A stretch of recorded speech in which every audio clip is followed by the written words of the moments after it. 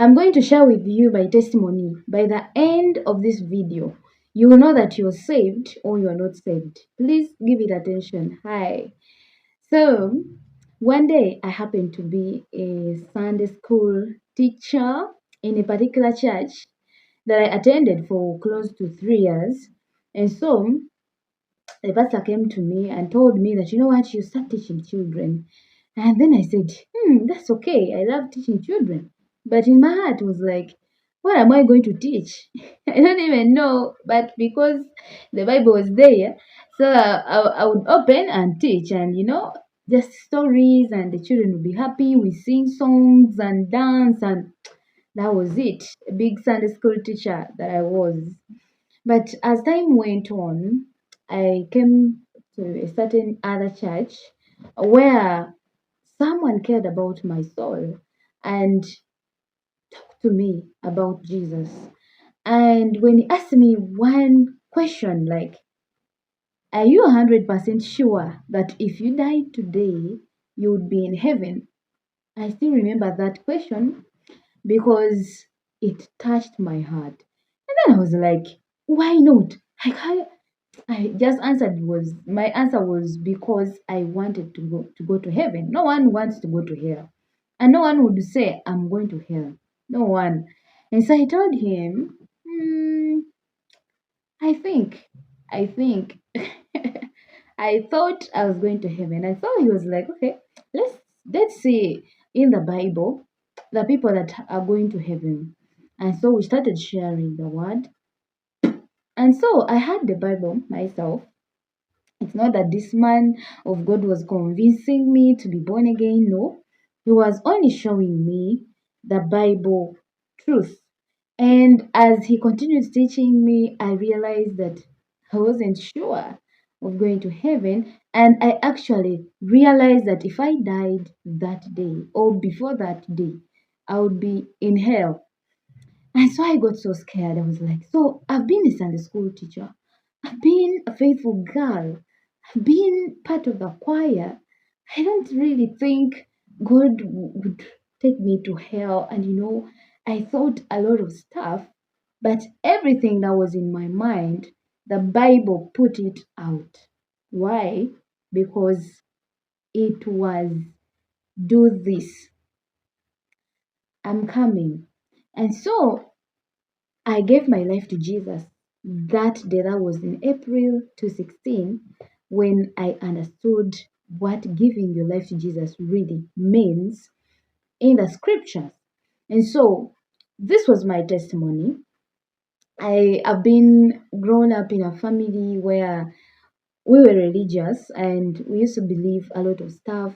They have bewitched me, my child has been bewitched, and then they take you somewhere, someone prays, and then says, you know what, your neighbor Simani bewitched you, and then you live in a life of fear because you're even fearing to visit your neighbors. But then one day I said, why am I just living in this? And my mother was like, let's go to a born again church. And we went to born again church and we started fellowshipping there. At that time, I was 14 years. And so we enjoyed everything. At that time, we would even hide because no one wanted to be associated with, born agains because they make a lot of noise because a lot of reasons, foolish reasons even. But then for us, we continued to go there. No one cared to know whether my mother and I were born again because we came to that church. So people started, taking us as fellow born agains. And so we also started behaving like born agains. But the truth is that we had never given our lives to Jesus Christ. And because we didn't know why, we thought being in church, praying, praising, worshiping, that was enough. It wasn't enough. Now, you could be here listening to me this day, and maybe you were like me. You woke up one day and went to church, and maybe you started fellowshipping with born again church, and a friend called you to go and attend maybe an overnight, a crusade, a conference, and then you got interested in that church, and then you say, let me start fellowshipping with these people. Or maybe you were sick and maybe you had demons disturbing you, and the man of God prayed for you, and you started praying from that church. Oh, they made an altar call. Whoever wants to give your life to Jesus, come in front. And then you went in front, repeat after me. Today, today, today, I give my life.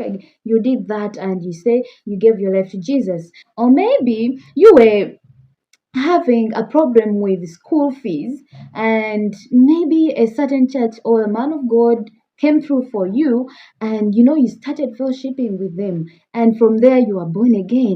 Maybe you had a huge sickness in your body that God healed you. Maybe they prayed for you, maybe they laid hands on you and God healed you, and from there you're born again. A lot of things. Or maybe you are a good girl, a good man, a good boy, a good woman. You're doing good works, you're free, you're giving to the needy, like you're doing a lot of good things. You're born again. You're like, let me do my best to serve God, because God has given me life, and you're serving God and you're born again.